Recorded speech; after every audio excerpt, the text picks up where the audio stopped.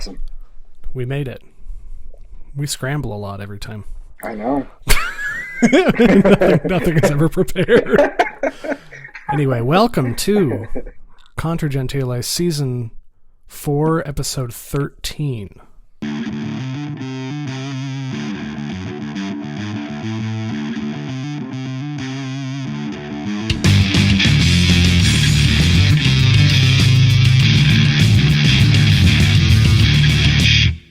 Yes, and just to warn people, I'm wearing AirPods, and they always pop out, so I'm going to be laughing like an autist over and over again like this. It'll be great. Look for great screen captures. You in your giant open shirt. Yeah. Just me relax at home, man. Hilarious.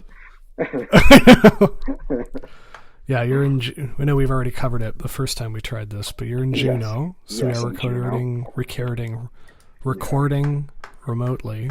Yeah, it's nice here. I like it. What's that mean? It's not cold, so I could walk around because it just rains. There's like no fucking snow on What's the ground. temperature? I don't know. It's walkable very easily, though. I could check really quick. Dang. But that's 35 right now. Nothing. At night, during the day, it looks like it was 42. That's like walkable temperature. Oh my god. Yeah. It was fucking beautiful. I wake up in the morning. What is it here? It was like 19 degrees here earlier today or something. Yeah. Anchorage everything makes me want to move. Yes, yeah. Anchorage is too much. Yeah. Anyway. Yeah, we just shit on Anchorage constantly. Our shticks is hating the city we live in. So do you want to just jump into it? Or? Yeah, let's jump into it. What do you? You already did the intro, right? You already said welcome to Contra Gentiles. Yeah. Okay. It's weird how you never remember that I did it anymore. I know, yeah. It's up until like episode 6 of season 4, you never forgot, but now it's a thing. It's too fluid. Anyway, too fluid. Yeah, like, you know, it's not pronounced anymore. Like, it just blends into whatever you're saying. So. Oh, okay. I can be more dramatic if you need me to. Yes, yeah. I'll go back to being ultra dramatic. Okay. There was a time when you were like super dramatic in each intro, which was fun. Okay, I'll try. I'll start doing that again. Yeah. Yeah, I got into a habit. So we have convened here for an impromptu discussion of Steven Crowder's beef with the Daily Wire. Yes. Because we both find it very, love the drama. And why do you think it's important? Why is it to you? We haven't really talked about this a ton. We haven't actually. Yeah, in the beginning, I wanted to keep this cold. Yeah. I think for a few reasons. I think for one thing, we were talking about it in the previous episode, which has not been released yet, right? But anyways, no, I'll put that out on Sunday. This is going to go in the morning, but okay, yeah. But yeah, so we were talking about it, and one of the main topics of our discussion was how I viewed the death of Diamond and Silk as kind of the end, like the final stamp of the end of the era of the Trump movement. Basically, the 2015 like new conservative movement that I think was very, for me, it was amazing, right? Everything about it, I think, opened up much more of my political views during that time to different ideas, and so it was a significant political time, not really like a religious or deep philosophical time, but it was definitely, in terms of politics, a very important point in my development, and so it was kind of depressing that, because everything is, Kanye is still missing. It's like, shit, nobody cares that this multi-million-dollar celebrity, one of the biggest celebrities in the last 20 years, is just that part just it's weird. Milo became insignificant. I think Milo was a very, very important contributor in my development. And Trump is kind of going off the deep end. He's becoming more irrelevant, even though in the most recent poll they took that he's outshining DeSantis again. But regardless, he's kind of he's not what he was before. And so there's just a Yeah. lot that happened, and and and then we at the same time we were talking about the only people that are left to be on the conservative scene basically or seem like controlled opposition like the Daily Wire, where they're not really that scathing. They're not a Milo, or they're not an Alex Jones, they're not a Diamond and Silk, they're not any of these people. They're very mild, and they're very controlled, and they're very I guess they're not that. Palatable. Yeah, they're more palatable for the institutions, and we kind of ended that conversation by saying that it seems as if the institutions in the end won, like the big powers won in the end, whether it's the tech giants as well as the political left. In the end, they got what they Hmm. wanted. They killed the entire Trump movement. They killed everything that it was. So that's the part for me that was pretty sad um, in that entire episode that we are talking about. And so when Crowder kind of came out recently and kind of wanted to expose what the Daily Wire was doing. For one thing, I thought it was hilarious that everybody knew that it was the Daily Wire's contract. I think from Yeah, immediately, so I guess we should. yeah, So people who don't know, there were a number of people, even in our own, social circles on Twitter, that didn't really know what was going on. yeah, But Steven Crowder it was his first video in quite a while. He's been pretty quiet. yeah. Since the 15th, I think, of December, Um, he did a Christmas episode type of thing. But yeah, that was the last episode I saw. yeah, and then he went on hiatus. Yeah. And then he comes out with this thing. I think it was This Needs to Stop? Something is like what it that. was Yeah, called. yeah, yeah. Yeah, I think something like I think that. I saw it Like 2 days ago. from Caleb. I think he posted it on a group chat. And that's where I saw it. Yeah. Yeah. And he essentially made a video explaining a redacted copy of a contract he received from some major, quote unquote, some major conservative media outlet. Yeah. He kind of exposed some business practices he thought were contrary to the ethos of the conservative movement. Yes. I mean, and of course, I don't think we necessarily belong to that movement in the same way that he does. Right. Yeah. But yeah. he exposed some what he views as predatory business practices as far as how talent and media figures are treated and what they're expected to do when they join large networks. Yes. Yeah. And he read through the thing. I don't remember where did you leave off? Oh yeah, that he just kind of came out with talking about how essentially the Daily Wire, because that's who he really was calling out. Because in the video he redacted it and left them unnamed. He did, yes, but just reading through it, I think everybody knew it because it read a bit Jewy.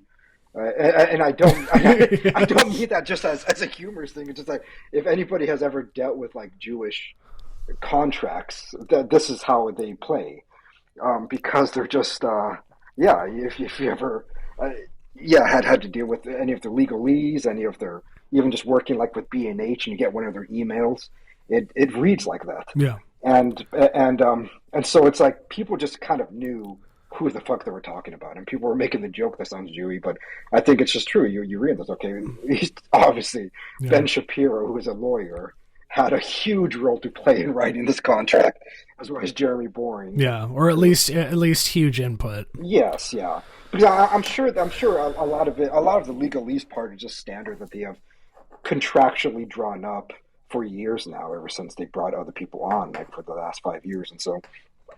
I don't think much of it was new. And so just reading through it, and when he was reading, I was like, okay, obviously we know who he's talking about. But what he was essentially exposing was that they are not really, I guess, a true opposition against the big techs. They're not a real opposition against YouTube. They're not a real opposition against Facebook or any of the other companies, because essentially, if the person, if one of the talents that they're having on the show gets demonetized or whatever, they will not receive the money that should go to them if they weren't demonetized or whatever. And so yeah, I think the money was yeah, he was offered $50 million $50 over million, a yes, period yeah, of 4 years. yes, yeah. And if he were demonetized It was like on any platform, 25% social media or something, platform, right? it was 25%. Or no, it was if he loses 50% of his sponsors for any reason. That's right. If they Yes. can't recoup that in 90 days, he loses 25% Yeah, of yeah, his budget. right. Or his revenue. That's not just Yeah. his budget, that's his all the Right. money he makes as a business. Yes, yeah, yeah. Because he has to pay his And employees he and all that felt stuff. he felt very strongly that was Yeah, really throwing people under the bus and Yeah. kind of bending the knee a bit. yeah, to the tech giants, which yeah, and then after that video came out, I think what's his name, Jeremy Boring, said that he received a lot of messages because, like I said, everybody knew that he was talking about the Daily Wire, and so he just went out. He came out and essentially tried to defend. He the read contract. through the entire contract. Yes, he read through it, trying to defend it, and then just today there was a response by Crowder again. Which essentially, I mean, how would you sum up today's response? It was just that he recorded it, and that he recorded a phone call with Yeah. Jeremy Boring, which I think it's obviously legal, but that's there's no mending or friendship after he's recording. right, yes. I think he knew he was going to nuke his relationship Yeah, with the Daily Wire. yeah, I think so.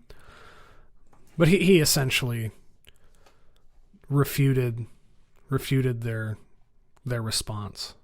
Yeah, Like how he got Jeremy Boring saying that, he would bring people on to be wage slaves for a little bit. oh right, yeah, Yeah, it's Yeah, like, that's a little loud. That's a little obvious.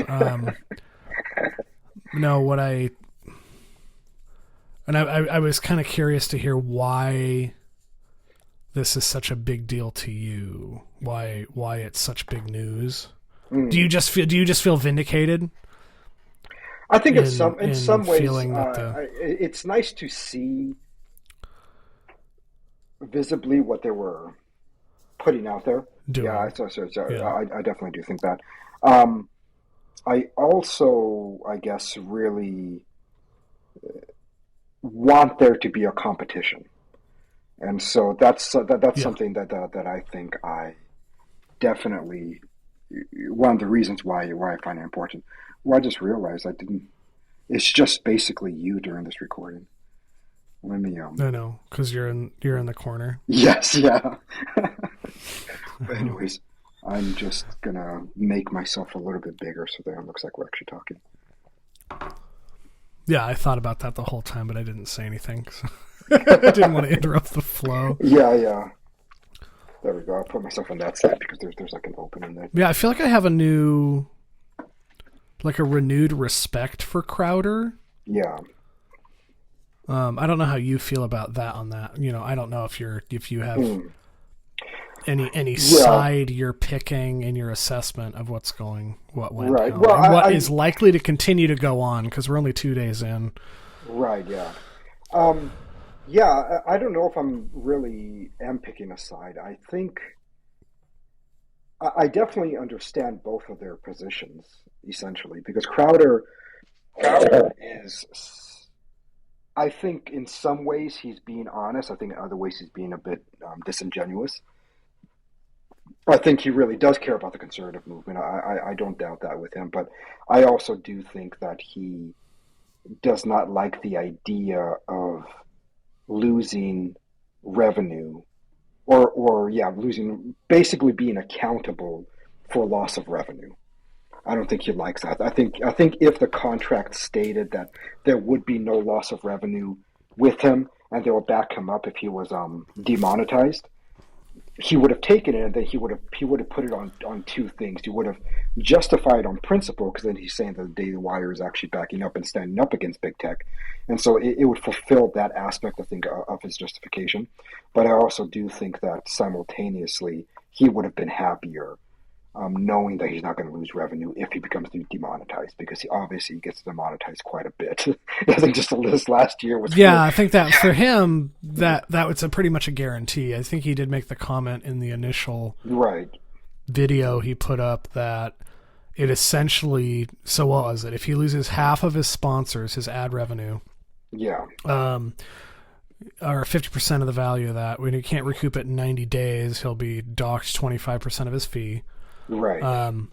And then there was another stipulation about if you there's some monetary penalty for being deplatformed from YouTube or Twitter or Instagram or whatever. Right. Yeah. And he was like, I'm already banned from all of those things, so you're building in having any stipulation like that. And of course, I know that Jeremy Boring, I'm not just going to say Jeremy because that's you, but yeah.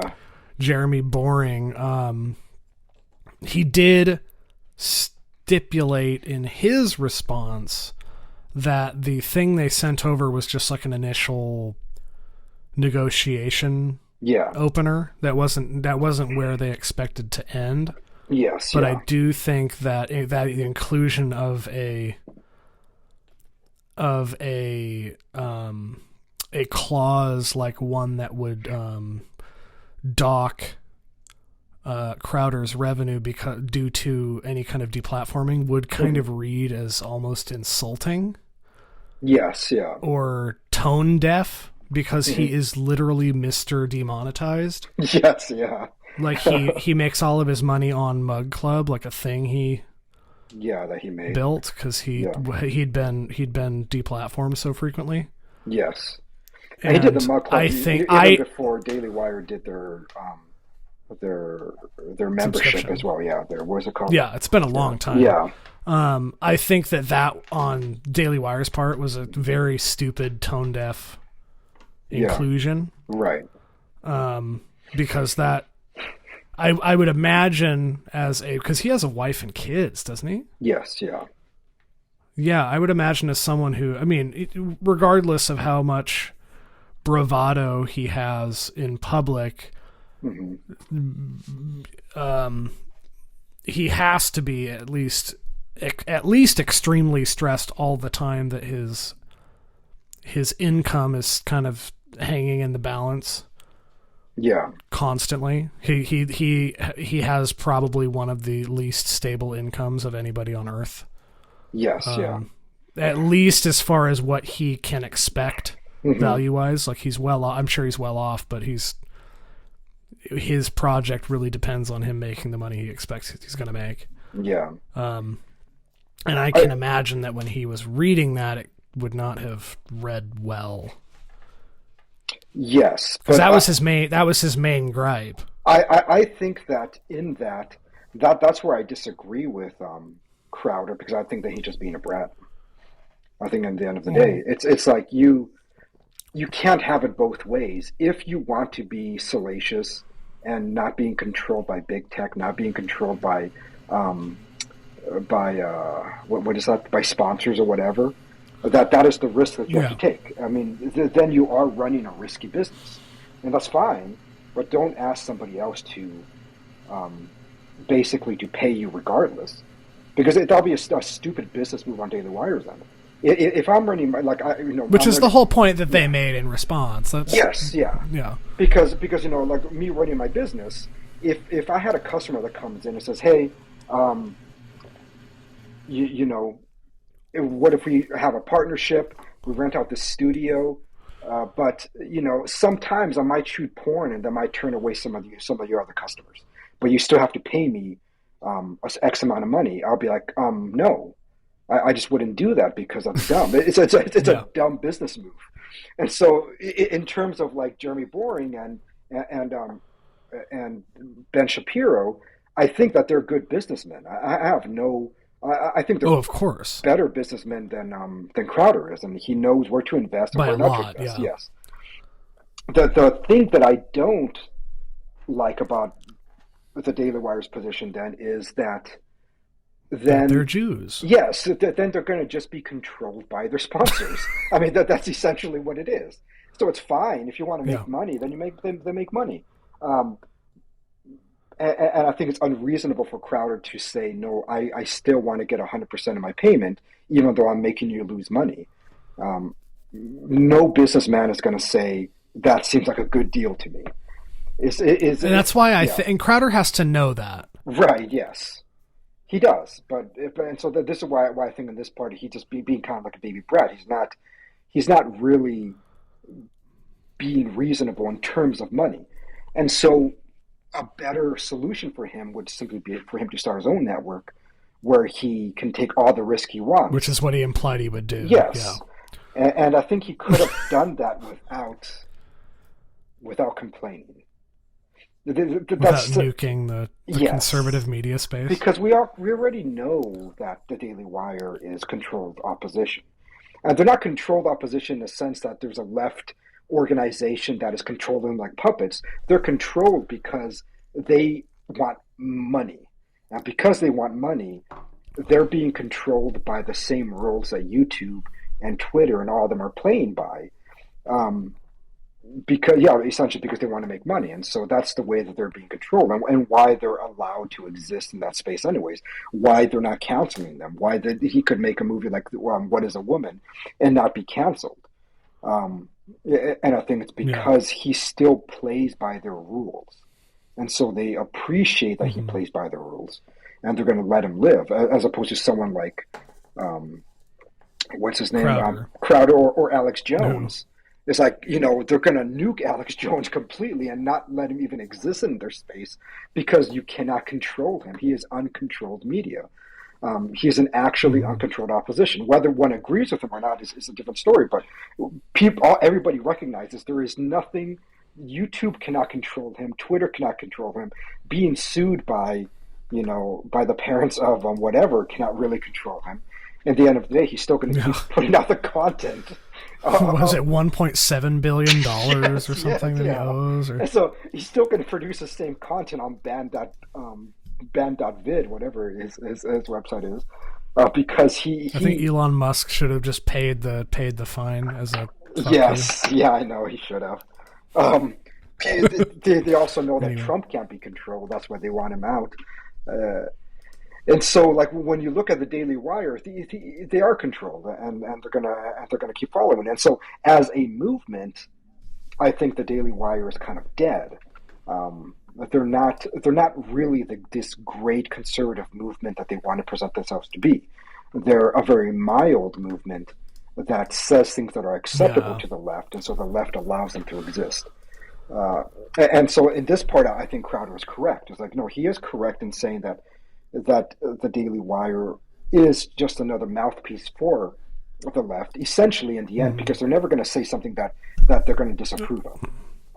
Like none of them. Yeah. It's just to the point that Michael Knowles doesn't even want to say he supports Trump because again, because it is controlled media. Who do they He, want he he does though. He does say that. He to? says he loves Trump all the He time. does, But he doesn't. You can hear the thing in his voice that he does when he wants you to assume I something from know. what he's saying Yes, because he can't say but it. that's still controlled, and that's what I mean. Yes, it is. He's still being controlled, as opposed to someone like Alex Yeah. Jones. He's going to say whatever the fuck he wants, and he's going to say whatever Yeah. he wants because there's nothing. But he assumes all the risk. He assumes Yeah. all the risk, and this is where I think Crowder is wrong.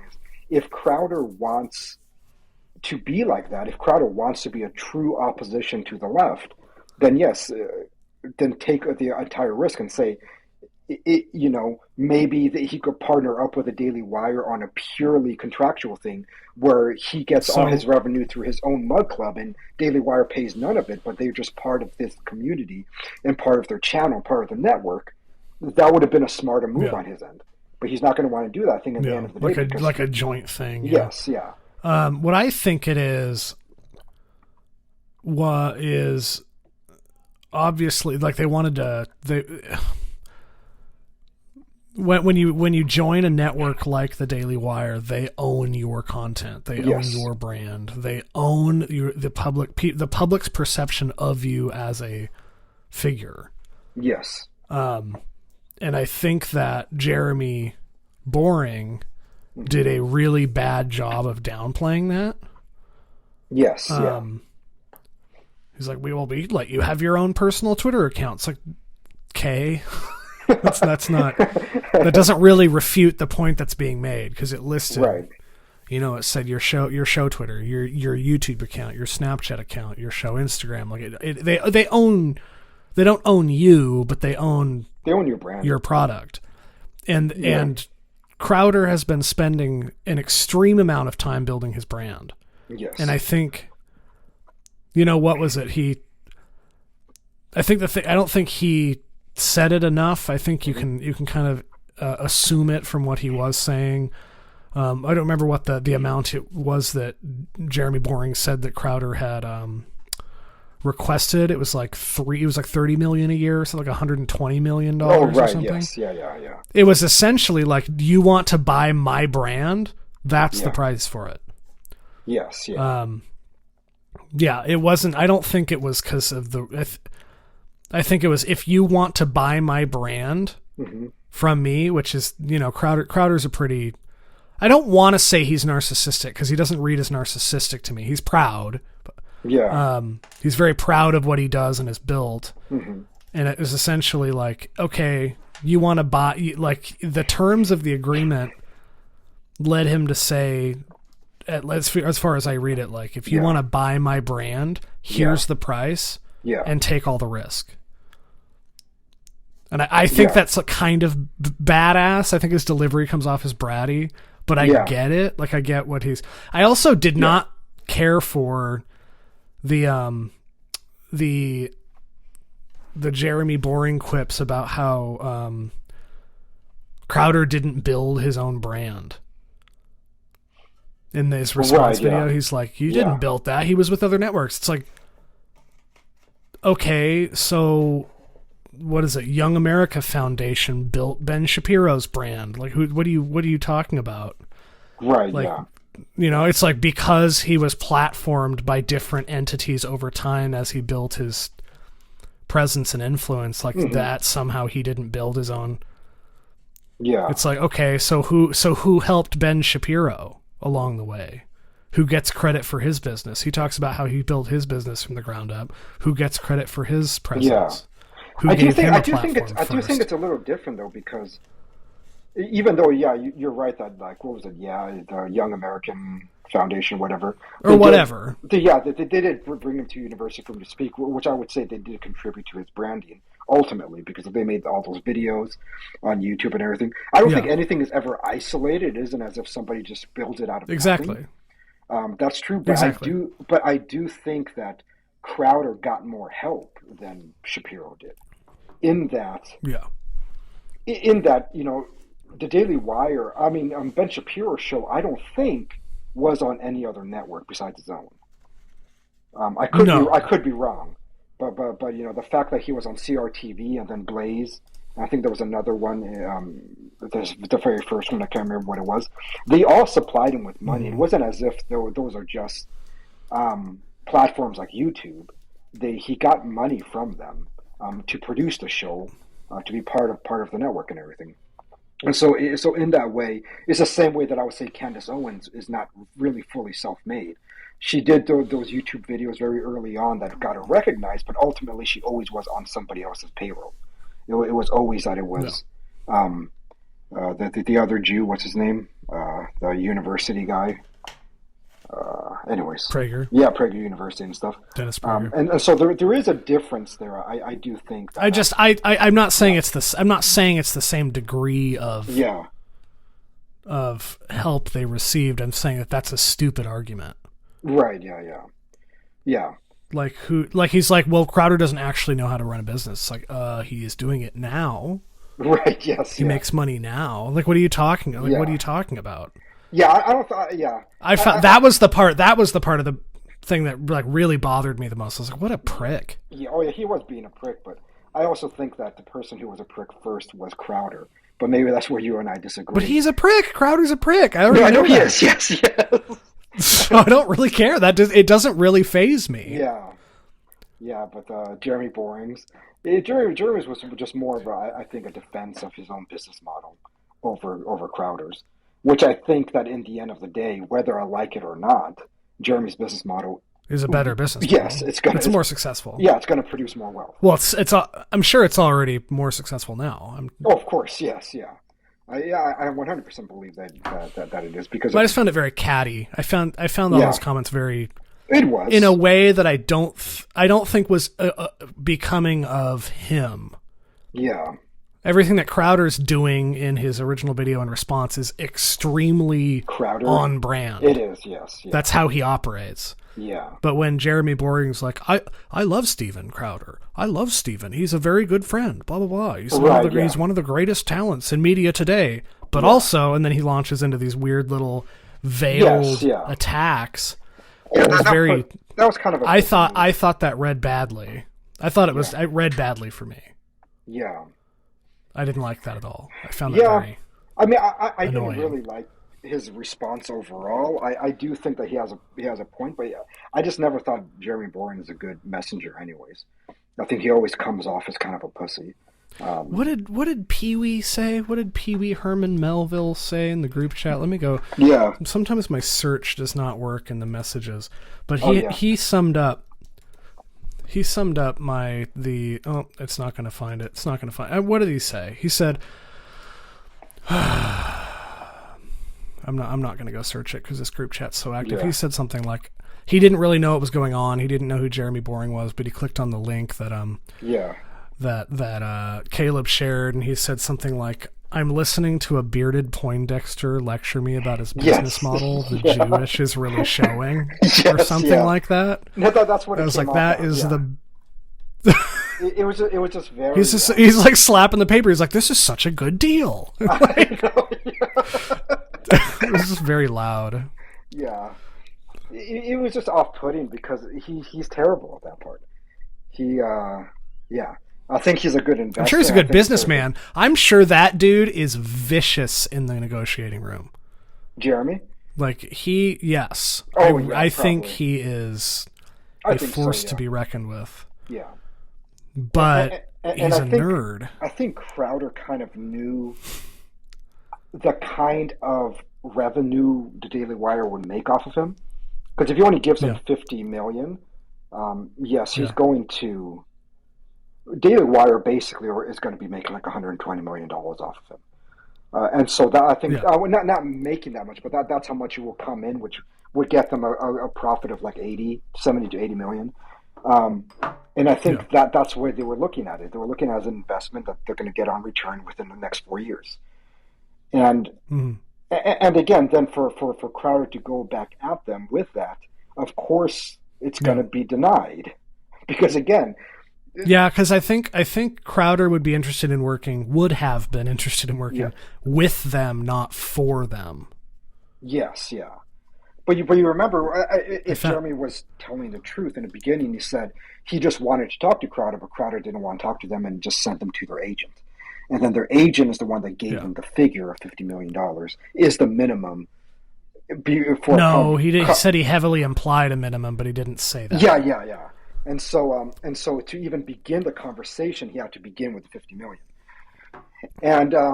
And so again, if that part is true, I can't really blame Jeremy Boring for them proposing that, because if Crowder really did just want a partnership where he gets to keep his mug club money and nothing more, then that's all it would have been.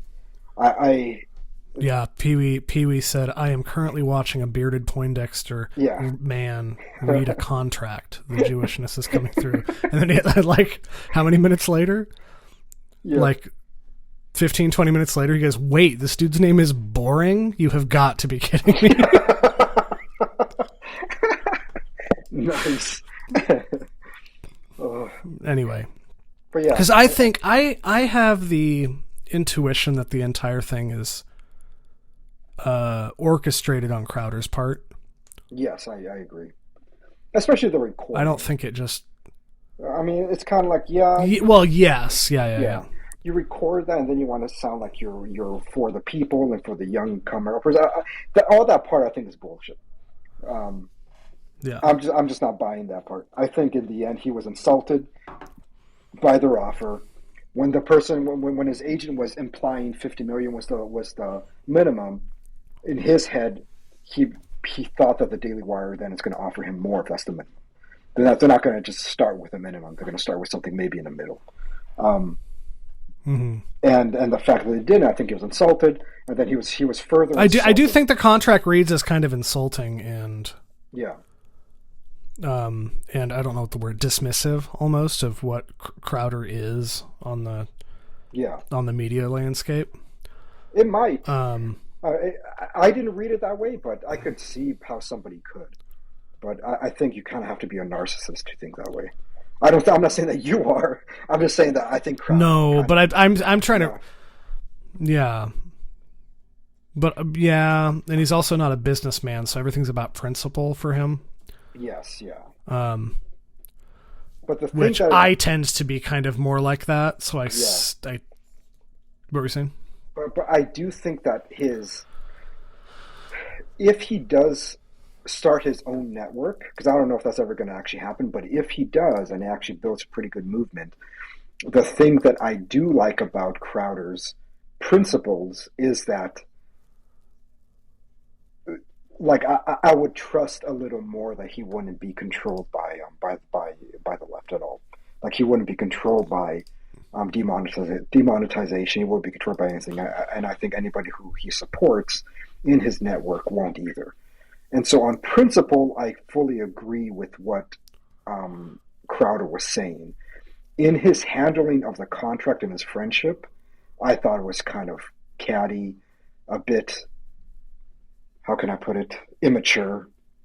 It's something that juvenile was the word. Yeah, he could have just talked to them in private rather than doing a whole YouTube video on it. I think he saw it as an opportunity to create a brand out of this fight. That there's a fight with them, and so he can position himself as a real alternative to the Daily Wire. And I also think that stuff like that does require sacrifice if you actually want to do it. Yes, yeah, and I think in that sense, he's a very brilliant brander, and I don't think there's any denying that he's a much better brander than anybody else on the Daily Wire. Period.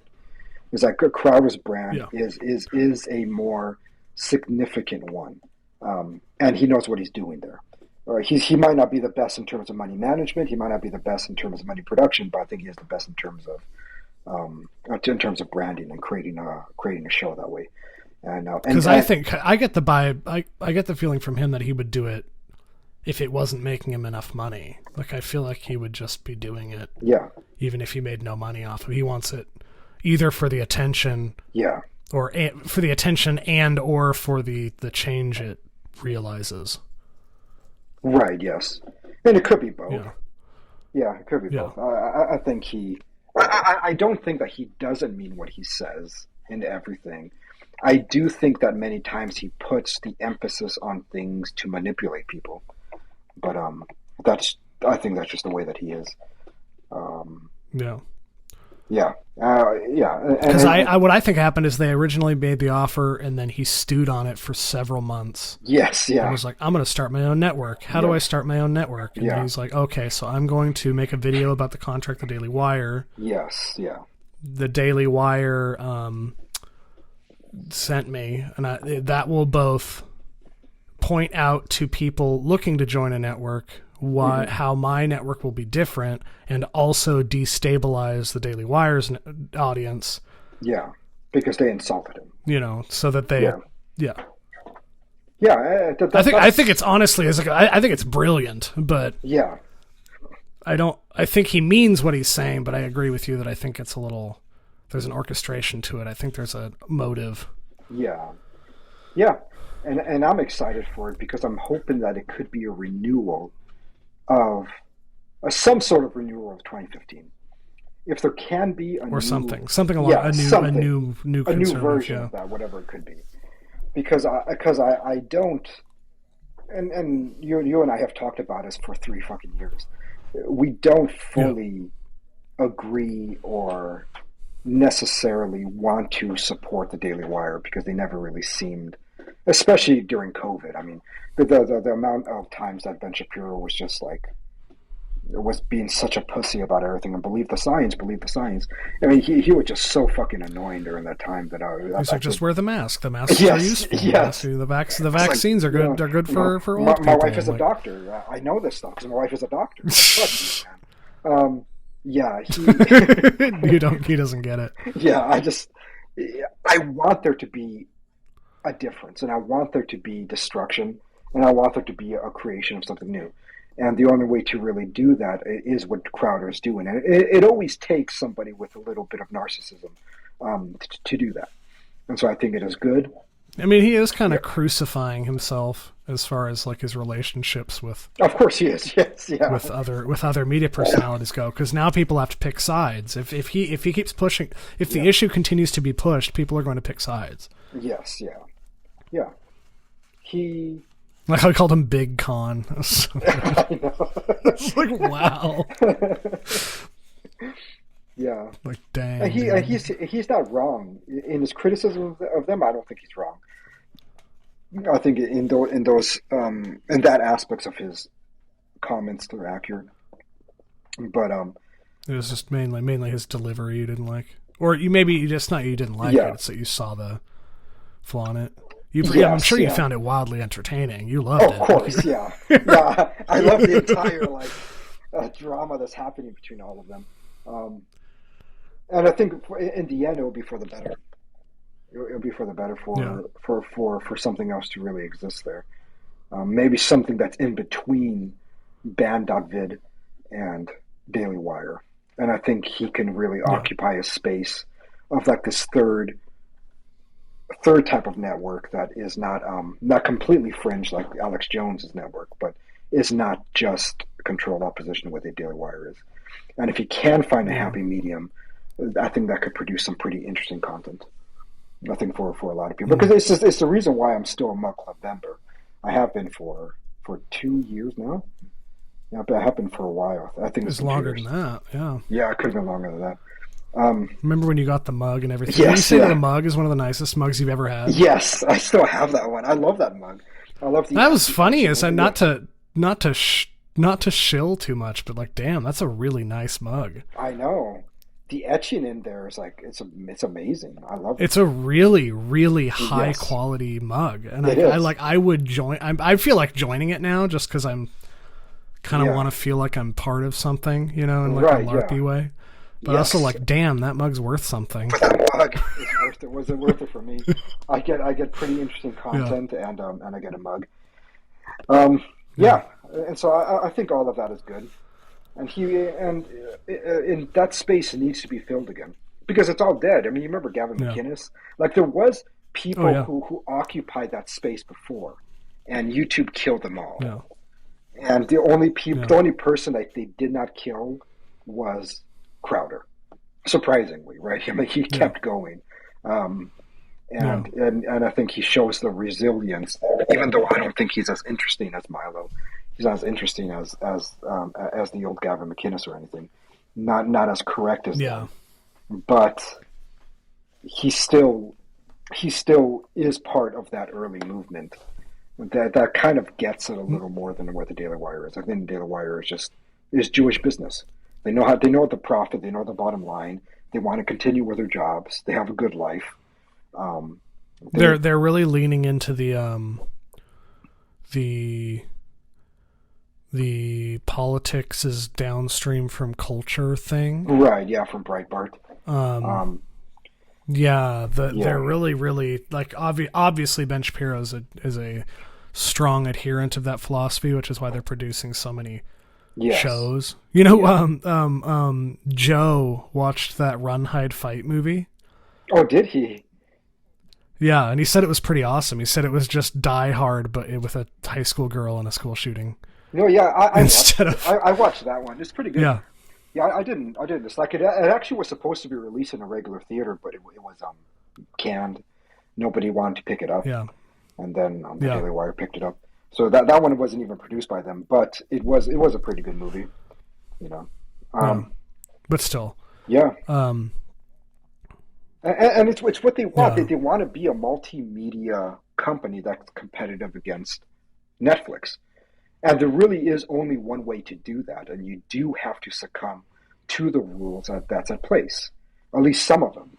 You mm, can't be a complete yeah, Alex Jones and be a competition to Netflix. That is just an impossibility.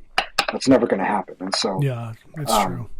and so, yeah, they're doing what they need to do to be what they want to be, and it's fine because I think he has a good business model for that, and I think they're going to continue to be successful. I don't think this is going to take Yeah, I don't. I the don't Daily Wire down. necessarily think they're doing anything wrong. Yeah,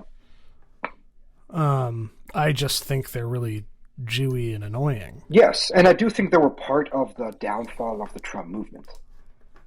They were never really Yeah, that yeah, they were never part of that. I remember in the early days when Milo and Ben got into a fight, and so Milo just kept making the jokes about how short Ben is. It made implications that he yeah. probably has a tiny dick, and it was just like there. The Daily Wire was never actually a part of that coalition. In the end, Hmm. that won out.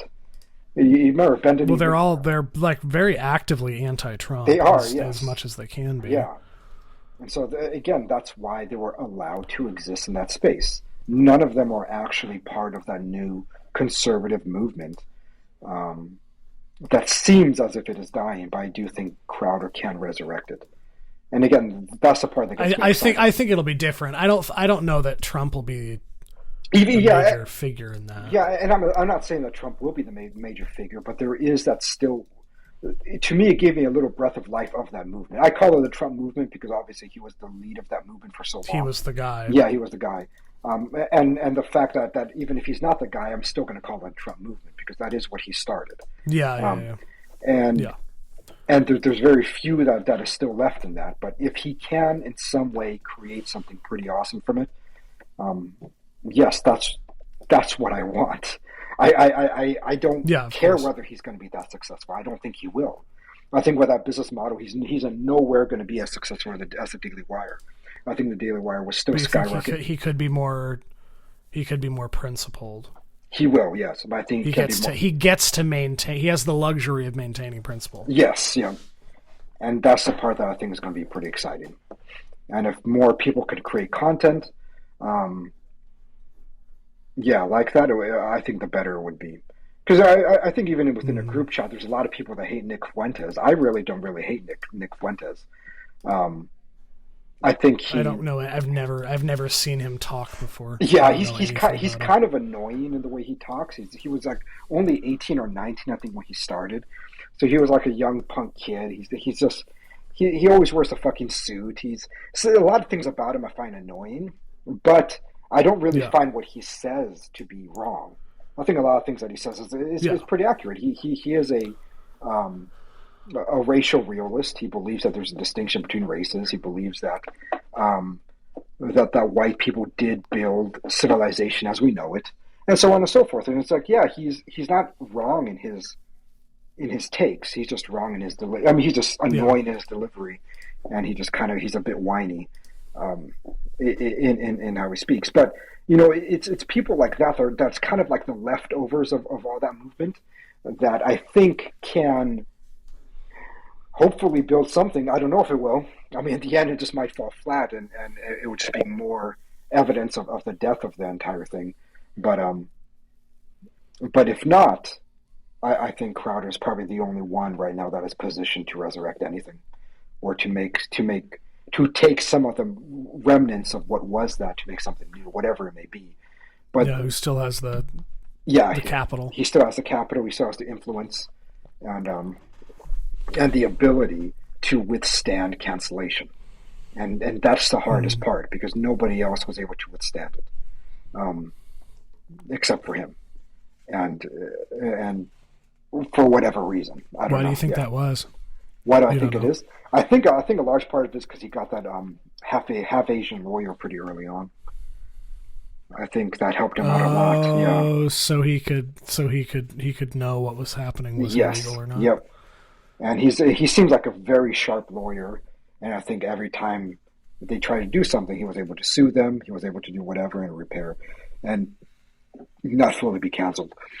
And so I do think that there are things like he always backs things up with a lot of evidence, and I think that just helps him Yeah, out a lot. actually, I think the was it half Asian lawyer Bill? Is Bill that Richmond, is that yeah, what they Bill call Richmond, him? half Bill Richmond, half Asian lawyer. Yes, yeah, He's definitely my favorite person to hear talk on yeah, Crowder's whole show because he's so right, dry. yes. I liked his former Who's the fat co-host. guy with the long hair? Yeah, that whoever you're talking about. Michael Landau? Oh, Michael Ladd. He has short hair, but yeah, the Irishman. Yeah, he's pretty funny. He's Is he the Catholic. Irish? Then I'm thinking of somebody else. I'm thinking of somebody else then. I'm Oh, talking about the guy who's super sarcastic and mean yeah, and like yeah, really, really funny. yeah. That's the Irishman. He's Yeah, he's Catholic. he doesn't have whoever I'm talking about doesn't have an Irish accent I mean, he's not unless he's from. just ethnically He's Irish. not from Ireland. He Oh. just he's American, but his entire heritage is Oh, Irish. oh, oh, Yeah, oh, oh, like he was raised oh. Okay. Catholic. He's like starting to go back to mass, but what's his name? Crowder's trying to make him to a Protestant because he's kind of dumb, and so like he's not. What's his name? Yeah, that comedian, the Irish guy comedian. He's just not. He's not very intelligent. So I think he's buying some of the bullshit of Crowder's Protestantism. No. But yeah, he's funny. I'm actually glad he came there because I think the show got kind of dry when Not Gay Jared left, and I thought Not Gay Jared was a good co-host to him. And the Mexican guy, oh, no, he was Mexican actually. I think he was like me. He was part one of the South Americans. It could have been Peru, but he was Yeah. mixed with like black and South American and everything. He just wasn't that good. I thought he was kind of Yeah. annoying, kind of lame. Not annoying. He was just lame. And yeah, and then that other dork with the glasses who thinks he's a great theologian. What's his name? I can't remember his name now. It isn't Gerald. The one that sits behind the panel? No, he doesn't Gerald. sit. Yeah. Yeah, he doesn't sit behind, but he sits off to the side. Yeah, He looks like Joe's dad, does right? he? That guy? Kind of He's not that. lanky looking white He's guy not. He's with not that glasses. skinny, but yeah, he's tall and lanky. Yeah, okay. Yeah, and yeah, he's.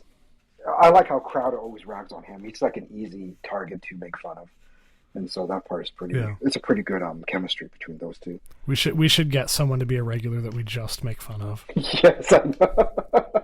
That Get actually a third would host.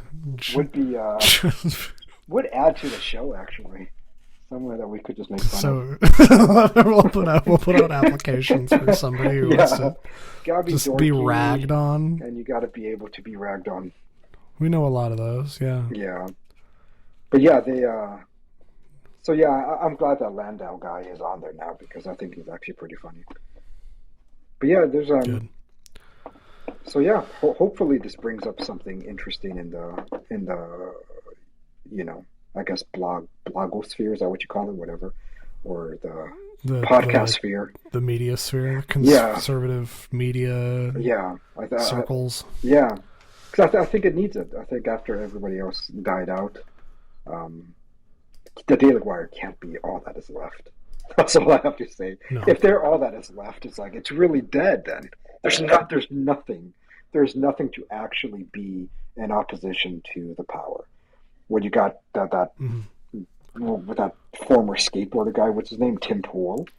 It's like whatever. Yeah. It's like he's annoying. He's a door. I can't stand him. I know. It's like this cannot be all that is left. You got Tim Pool and you got the Daily Wire. And so yeah, there needs to be something more interesting. Obviously, then you have the. Well, so it will be somebody eventually. Somebody will come about if it's not Crowder or whoever. It isn't, but they do need a network. The problem is that the entire sphere is completely different than it was 7 years ago. It's so Yeah. different because they did not exist besides the Young Turks and a few other ones. There didn't really exist large corporations, large Yeah. companies for podcasting that way. It just was not a real thing. And so the Blaze kind of came up during that time. CRTV came up during that time. The Daily Wire came up during that time. It was the time period where all those things actually started to take place. And so Hmm. there's no way that somebody, and this is what the Crowder's point was. And again, I don't think he was wrong at this point. It's just that I don't think he actually cares that Yeah. as much as he wants people to think that he cares.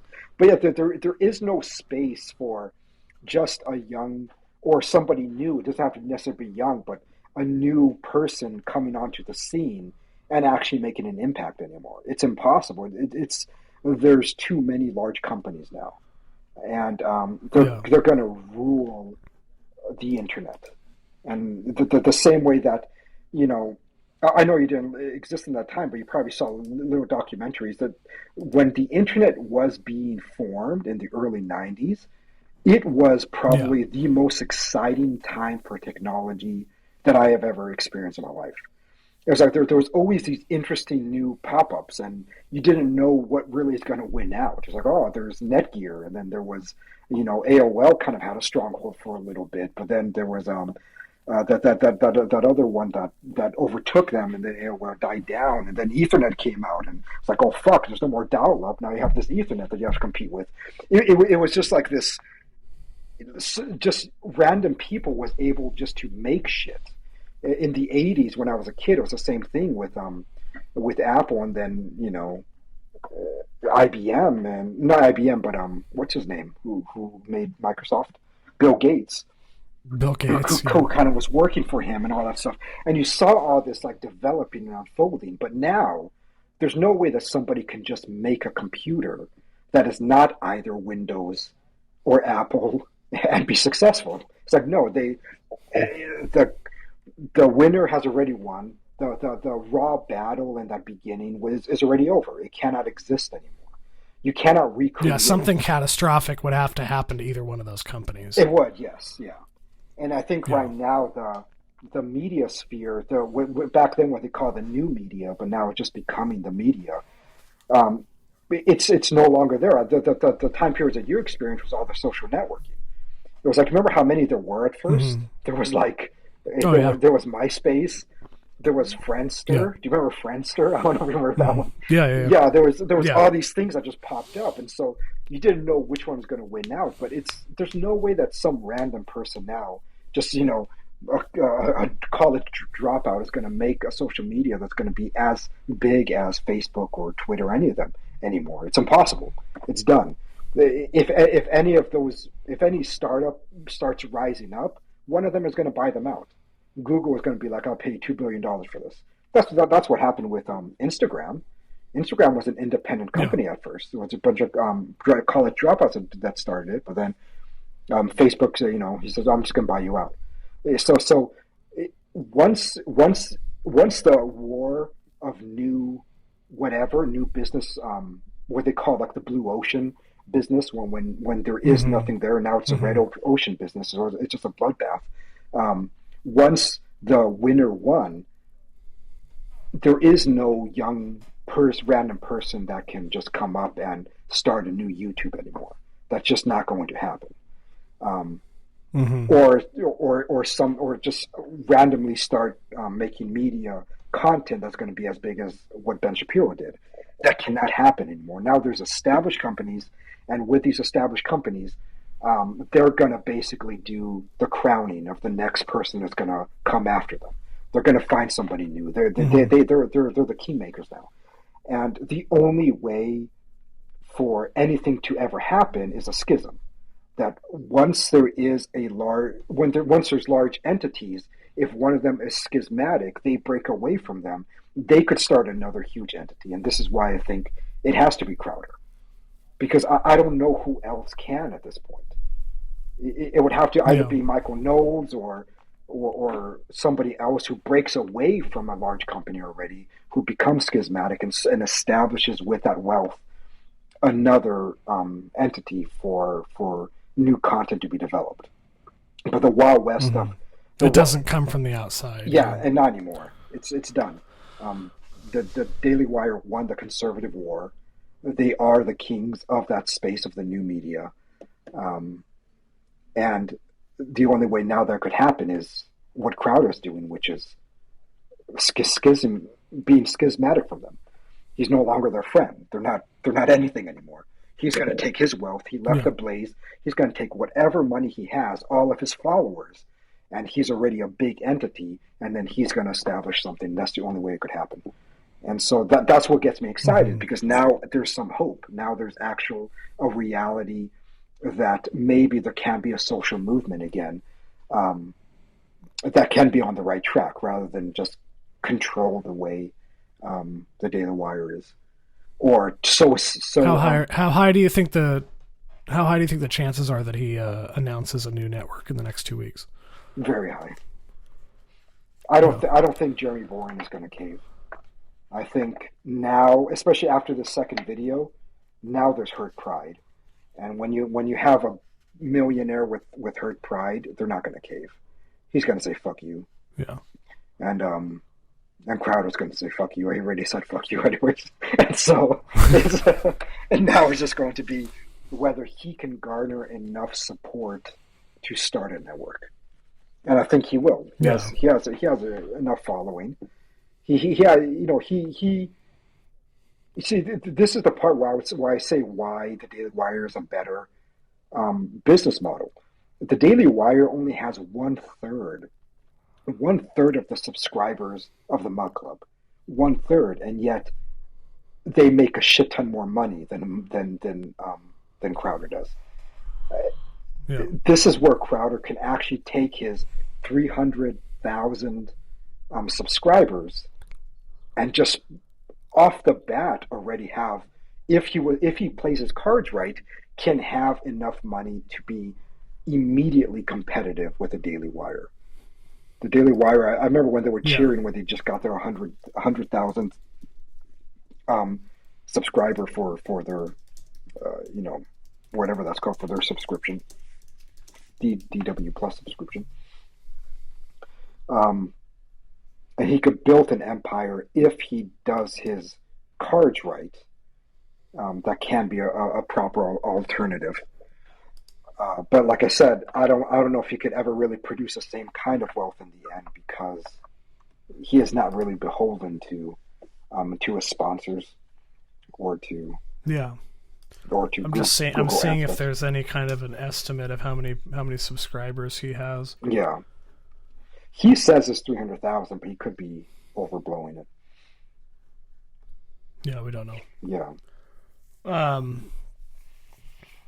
Yeah, I don't know if right now there's any more to say about it until more comes out. Yeah. I think either we or I, depending on how busy you are, on Saturday have Caleb and Bulge from Ostratomism on tap for Saturday. Yeah. So we'll see if anything more comes out. Caleb I'd be interested to hear what Caleb says about it. I don't know if our listeners are really all that interested. Yeah. I'd imagine they are, because they've heard us talk about Daily Wire issues before. But I didn't know if you wanted to pivot or if you have anything more to say about that. No, I think that's all I have to say about that. I don't know if you want to close it. Yeah, I think I like Crowder more than I liked him before, or I feel more affinity for him because I hope what he is planning is good and successful. Yeah. Because I can't imagine he's doing this without a plan. Right,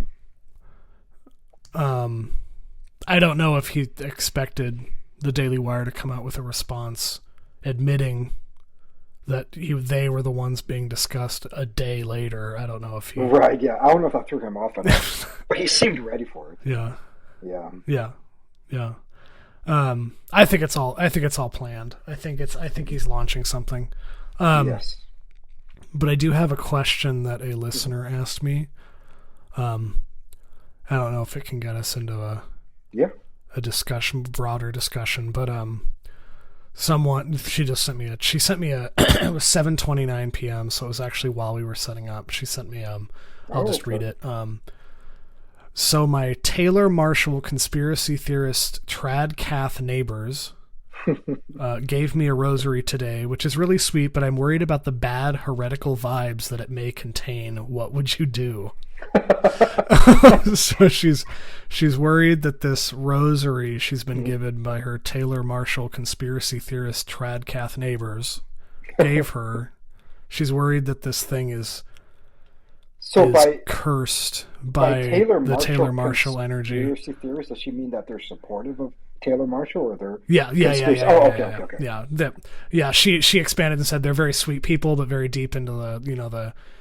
She says the conspiracy stuff, but I imagine she's talking about the orchestrated anti-Catholic Right, right. currents within the church that someone like Taylor Marshall would Yeah, which I think he actually assume and does talk about it quite a bit. I can't really watch him because he annoys the fuck out of me, and so yeah, but I do know people that do watch him, and yeah, yeah, I think he does subscribe to the idea that the Pope is like a plant from the like an evil, anti-pope.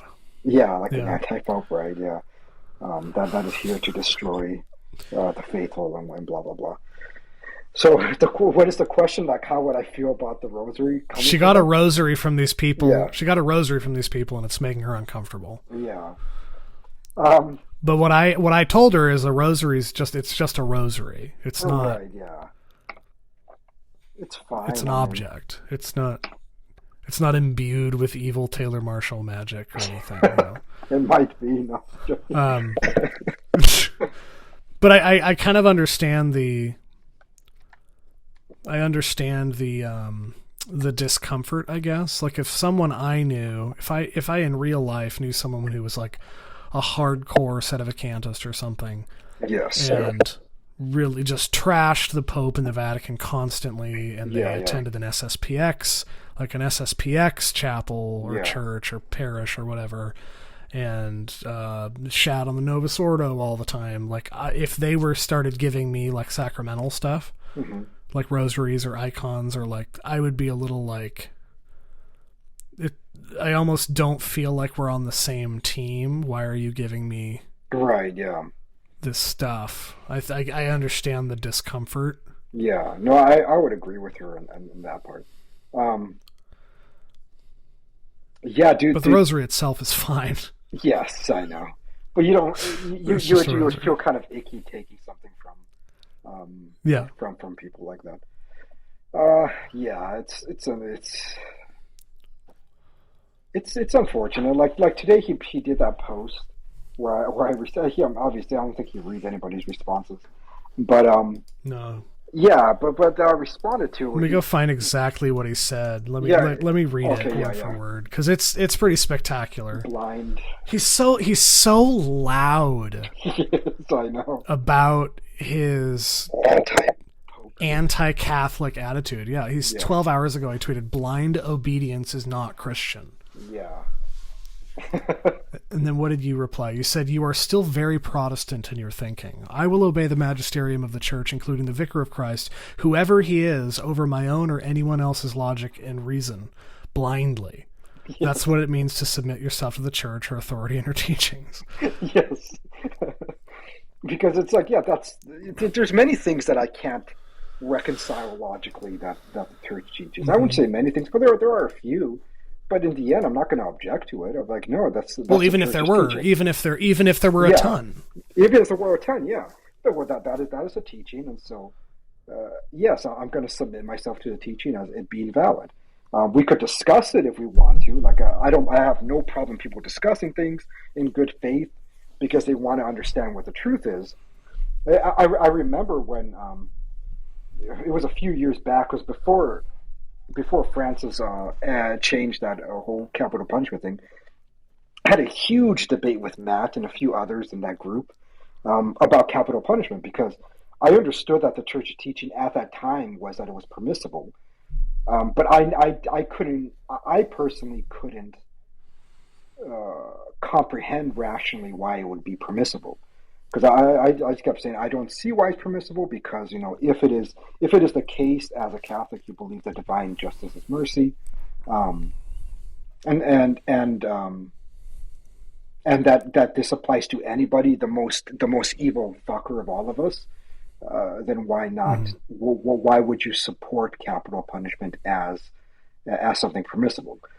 Um, every answer I believe falls flat except for the. I think I said it before in the podcast, but except for the charity one, for the idea that you kill somebody so that because death in the face. Yeah, I'm sorry. Truth in the face of death becomes much more easy to accept. Is when you know you're about to die, it's easier for you to accept that which is true. And so it actually would help conversion of criminals knowing that Mm-hmm. they're going to die. That's really the only argument that I think is coherent in the permissibility of capital punishment. And so now that the church no longer finds it permissible, I simply Mm-hmm. accept that. Even though before my rational position always was that it shouldn't be permissible, but I could only discuss it with people. I'm not going to be there and say, well, I think the church is wrong here. I said, no, I submit to it. That is the church's wisdom. It finds it it finds it permissible at this time, and so let it be. Now that it doesn't find it permissible, it's the Mm-hmm. same thing. Now it's reconciled with my reason, so I don't have to argue that way in my head anymore. But Mm-hmm. but it's like, well, I simply accept now their position because they're the church. I'm not the church. I'm simply a parishioner at the old cathedral here in Anchorage, Alaska. I am not a bishop. I am not the pope. I'm not a cardinal. I'm not a monsignor. I'm nothing. I am simply a parishioner. Um, and that's why I find it weird and obnoxious when I hear trad Catholics act as if they in somehow can dictate what the rules of the church is. If the church came down with a creed of whatever, if I don't think they will, obviously, but let's say they said, we now permit sodomous relationship as valid, I would say, okay. I mean, that's to the point that I'm not going to be able to reconcile in my head, but that's the church's teaching. If that's the church's teaching, that's the church's teaching. That is the way that I view it. Now, there might be many people that get mad at me for that, but it's like, but who am I? Am I the fucking pope? Am I the cardinal? Do I write the fucking catechism? Do I call up, you know, Yeah. an ecumenical council? Do I preside it? Do I do any of that? I absolutely do not. And so, if the church decreed something as being permissible or impermissible at a time, I'm gonna submit to their authority. Now, if then I'm discussing with a friend or I'm discussing with a priest and we want to get at it, I will present my reasons of why I think it is not reconcilable with reason to permit something like that, and that's fine. I think we all could have that discussion. If you even want to write somebody that is an authority of the church, then fine, then do that. But for the time being, you still have to submit yourself to the authority and the teachings in which they present. If not, then you're not Mm-hmm. Catholic. Plain and simple. You are a heretic at that point Mm-hmm. because you are opposing, and you're a Protestant because you're protesting against the teaching. And so I don't know. Like for me, it's quite simple. I have no issue with it because, like I said, because even right now as I exist, there are teachings in which it's hard for me to reconcile. Um, but yeah, I don't know. I don't know if you have any comments on that. No, I'm just thinking about the rosary. I'm just thinking about. She's. I thought that was a funny question, but Yeah, yeah,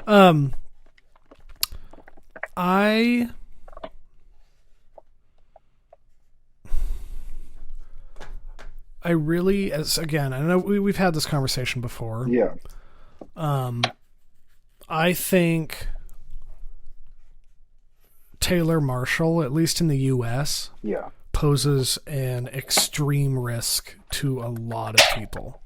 yes, yeah, And that's why he bothers me so much, is that yeah, he is his own brand. He is, yeah. He doesn't represent the church. He represents Taylor Marshall. Yep. Which is evidenced in his scheming of, he's schemed to have relics removed from the Vatican. So like he's been involved in a lot of shady kind of background anti-church stuff, but I just don't. I don't even think his. I don't know if I want heresy. I guess is. I don't think it's even veiled. I think he's just outright anti. He's anti-Catholic, as it is. He calls himself a traditional Catholic, but he all he does all day, every day is be anti-Catholic. Right, yes. In his attitude and what he says.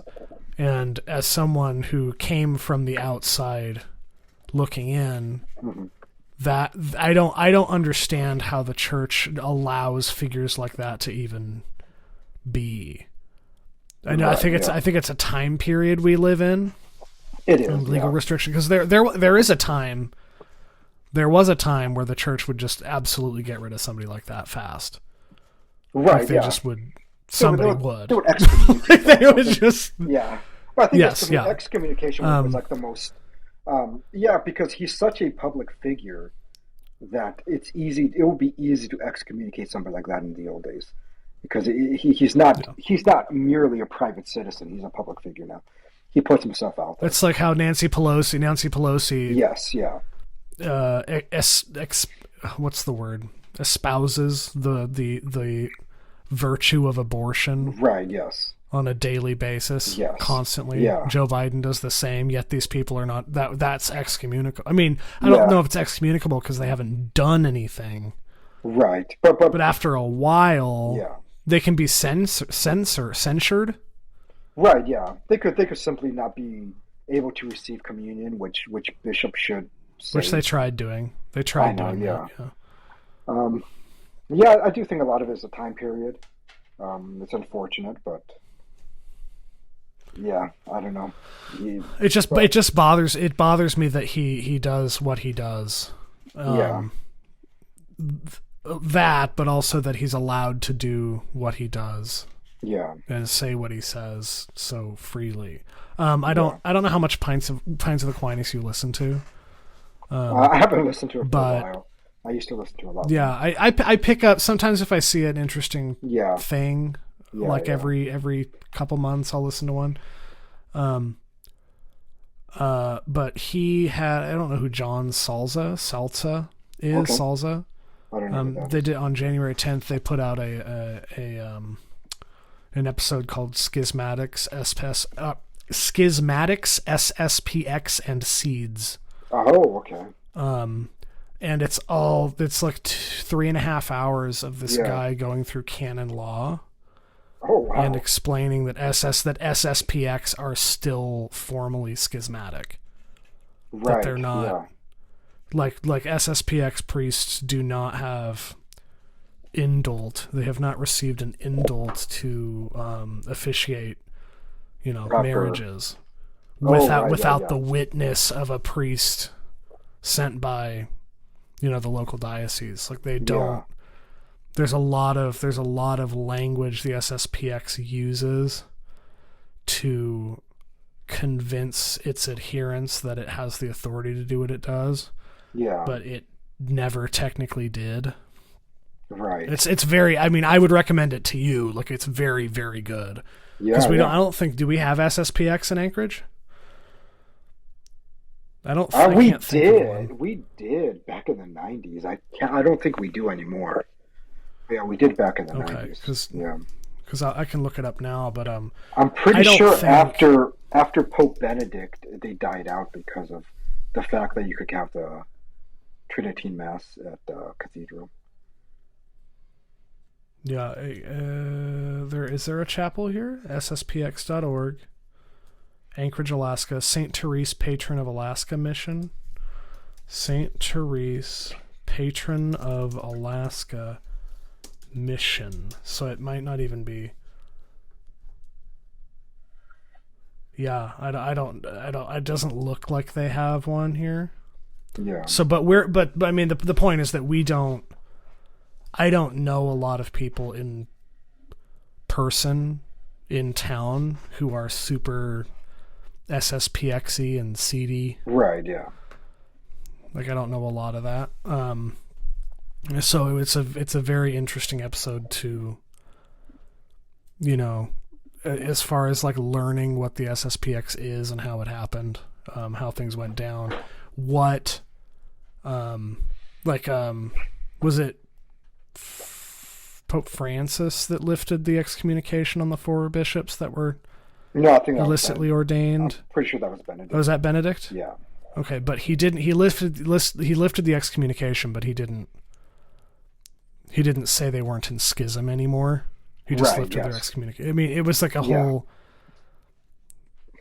Yeah, it's interesting. There's a lot of like canon law jargon. Yeah. But it's also it's interesting being confronted with canon law. What is canon law exactly? It's the like what does it concern? Oh fuck, a lot. Basically, the practice of the faithful. Yeah, it concerns marriage. It concerns how the sacraments are supposed to be administered. I mean, it's virtually everything in terms of how. Is it just to determining whether things are sacramentally valid or not? Essentially. I think that's a huge part of it. Yeah. Okay. Yeah. Okay. But who has the jurisdiction to do what? Yeah, just all of that. Why? It's a lot. Yeah. It's a lot of information. Yeah. I like I told you, what's his name? The canon lawyer priest here is at St. Patrick's, Father Leo Welch. If you ever want to talk to him, I get along with him really well. He was my priest in the Eagle River one back in the day, and so I just saw him. Guy? No, he's not. No, he's not Irish. That's Father Joseph. No, he Father Leo Welch. I just saw him the other day. I talked to him for a little bit. He's a really good guy. He wants me to teach a class over at St. Patrick's, but I don't know if I have time for that. No. But yeah, would he come on the show? He's a very busy man. He's like one of the more busy. No, I'm sure he is. Yeah, but I'm sure if we give him you should try to get. Let's have a canon lawyer on. That'd be. I don't know. Yeah, I know. Yeah. Yeah, he's super. I want you to get that. He always has a story. I think he's the one that I told you that. He's the one that had his college girlfriend. His college girlfriend is the one that told him he should become a priest. It was fun because he would say it in a homily, and I would find it funny because I feel like that's such an insult. It just sounds like he's so bad. He's so bad at fucking. His college girlfriend's like, you just need to become a priest. Yeah, just become a priest. It's fine. I don't mind. But he says that's what pushed him over the edge, because he was dating her for a while. Like I think he was with her for almost the entire college years, and his senior year is when she told him that. And then that's when he graduated college and he went there. I think now he has 2 doctorates. He's like a stupidly intelligent man. He just came back from Rome last year, and he was getting his second doctorate over there. I don't know. Try to text him and try to get him on. Yeah. I want to just know more people in the Catholic community in Anchorage. Like I just want to. Oh yeah, he's be involved more. Yeah. No, I'll go to St. Patrick's maybe one of these Sundays to mass, and I would talk to him afterwards and just be like, hey, you should come. He would be cool. Yeah, super wealth of knowledge. Yeah, because of course I don't know much, so that might be interesting for me. But yeah. Do you have any more? Is that an hour and a half good enough? Oh sure, yeah, whatever you want. Yeah, I think because I got nothing else to do. It's like, I don't have my family here, so I'm just like I'm kind of thinking of what I gotta do around the house. But yeah, there's no women here to do anything for me. So I know, me either. Yeah, that sucks. Yeah. Except I got the women to cook for anyway, me I think. Mansion. Oh, good. Yeah, you mentioned that. So that was always good. Oh yeah, I did tell you that. Yeah, that part was fun. Oh, my last day of work is tomorrow. I quit the. Oh yeah, yeah. I've quit the job. When do you start the new one? Wednesday. Damn. Okay. 5-minute walk from my house. Damn. That's good. Imagine not commuting. Imagine not commuting. I like know. just you've always worked very far from where you work. I know. I've always worked far. The closest I don't commute anymore. Was the university. It was a 15-minute drive, but I loved that. But even then, yeah. The 15-minute drive. Yes, that was so short for me. It was just over there in Palmer. Imagine only a 5-minute walk. That would be amazing. I know. I think it's going to be life changing. Yeah. It's four. I'm working 4/10s too, so it's guaranteed 3-day weekends. Yes. Yeah. The business is only open from Tuesday to Friday. Oh, okay. So there's not even a chance of the call in on one of the days off. So everybody gets because the business is literally weekend. Yeah. It's a better business model. It's me, the back end, the person who does the back end like billing and stuff. Yeah. And then two other employees, and that's it. Oh, okay. Almost reminds me of Stewart's, like the size of the. Yeah. Did you talk to the other employees yet or no? Oh yeah. One of them's the owner. Yeah. It's you remember Stewart's, like the tiny little staff? Oh, I know. Yeah. As horrible as the job was in many ways, yeah. I really like tiny staffs. Oh yeah, there was a lot of good things about the job. I didn't fully hate the job. I just think that Steve was kind of a dick, and so he was. I tend to blow up on Steve. people that way. Yeah, where does he go to mass? Do you know where he goes to mass? Sometimes to the Holy Family, but mostly to the where the nuns are. Where's that one called? I can't remember the name of it. It's right next to Elizabeth Ann Seton Elementary School, but I can't remember the name of the monastery. Yeah. But yeah, he goes to that monastery. They do a mass. They do like a public mass every Sunday. Mm-hmm. Yeah. And then is it pretty big or? No, it's pretty small. The cool part is that you get to see the nuns. So the nuns don't really come out. So there's like this. It's like a pillared area, like tiny pillars. It isn't like a fence, but it's like they're separate from everybody else, and you kind of just see all the nuns go there to pray. I remember when I was a teenager, that was the first time I saw a hot nun, and I went to mass there, and this girl was like young and attractive, and I was like, holy shit, she's a nun, and it was hard to stay in mass because I just kept looking. I was like, oh, good. Yeah, so I never went back. Not. Yeah, I was like, this isn't good for me. I was young, 20-some. I should not be around that. Yeah. Was somebody that I used to know? His sister was 1 week away to fully taking her vows for to be a nun, and then she ran off with an Italian dude. Oh no! And then her family stopped talking to her for years. They were all pissed at her. I think now they're good again. Well, of course, that's pretty shitty. Yeah, I know. But I mean, it's better. Did they get married, or it's better that she figured that out before she took the vows of her nunnery. Nun vows. Yeah. But yeah, I thought that part was pretty fun. He was a nice guy, though. He was a nice Italian man. Very devout Catholic. I think now they have a few kids. Good. Yeah. But I'm sure that's what happened to him. He probably just saw a hot nun, like in full of the outfit and everything. It's like, oh man, I bet she's a virgin. I'm not even going to get an STD. Oh my god. I can de-virginize her. Yeah. Yeah. Wow. De-virginize her. Amazing. Yeah, but yeah, I think that part is the weirdest, is when you see somebody in the religious life that's reasonably attractive. It's very... What are you doing? Yeah.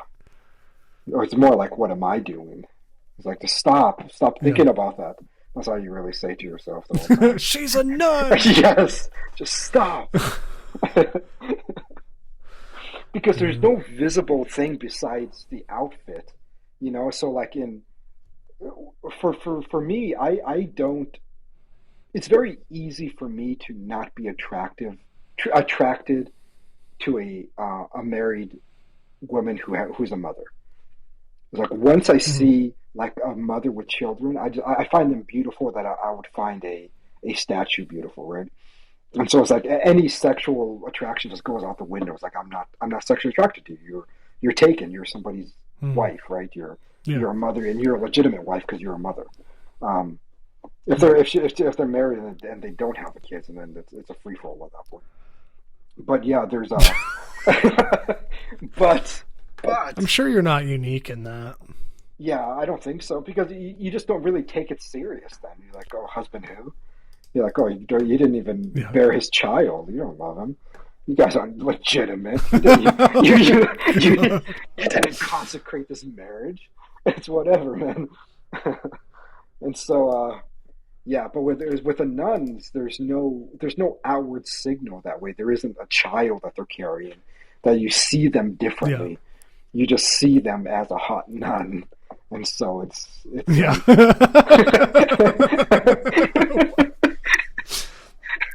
All the South American listeners are like, wow, I feel seen.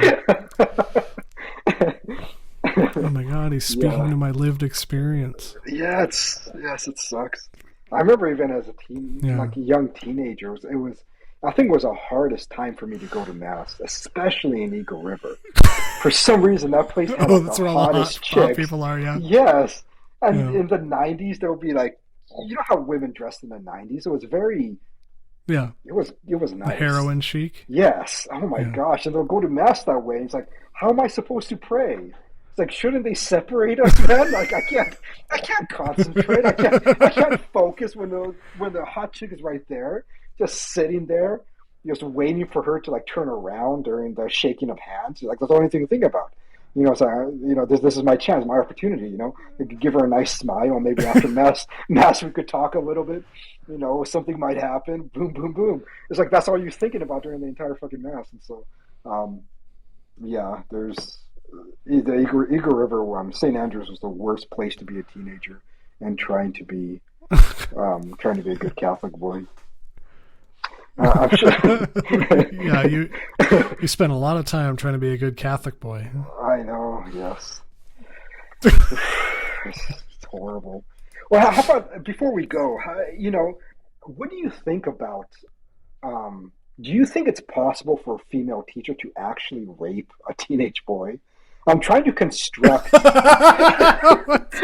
What do you I'm trying to okay. construct a scenario in my head where that's possible, and I don't see how it's possible. It's like when you. What, didn't we have this conversation about if rape, like women could rape people? I think women in general, yeah, and I think you brought up some good points. I guess I think you said that drugging them or whatever. Um, and so, in some ways, I do think it's possible. But absent all of that, I don't No, know no, any then no. teenage boy because when you look at the mugshots, like anybody could Google it. Look at the mugshots of female Oh, teachers who got arrested for fucking their students. They're all relatively yeah, attractive, if not hot. It's like they only yeah, come a certain degrees. They're all thin. None of them are like the big girls. So they're yeah. some of them are like so thin they're kind of dorky looking, but they're all fuckable. They're all like reasonably Yeah. attractive. And Oh, you're saying that is there ever a circumstance in which it would be possible that a young male student presented the opportunity to have yes, sex with his teacher wouldn't yes, and yeah, would have to be made to do it against his yes, will? No. yeah. I don't think so. It's No, just not at all. No. yeah.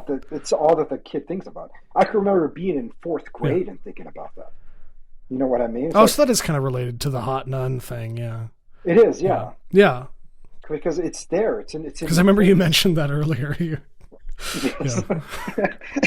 Yeah, on Twitter I was No, writing that. is that how we're this, is that how we're capping it off for the That's night? how we're capping it off. That ending is for Jay. Okay. That ending is for Jay the Dude. Yeah, okay. Yeah. Yeah. Oh, But anyway, all right. I will we'll see you next time. This one's I'm gonna process this one tonight to go out tomorrow morning Okay. so that it stays relevant. and then I will put last week's episode out on Sunday. Okay. So that people have a couple things to listen to, and also the discussion is not entirely irrelevant. It's not irrelevant. Yeah, I know. I don't want people to think that it's not worth listening to. Yeah. I'm a lazy, depressed asshole. Yeah. A very hard time uploading stuff. But anyway, we'll talk to you later, and see you next time. All right. Bye. Bye.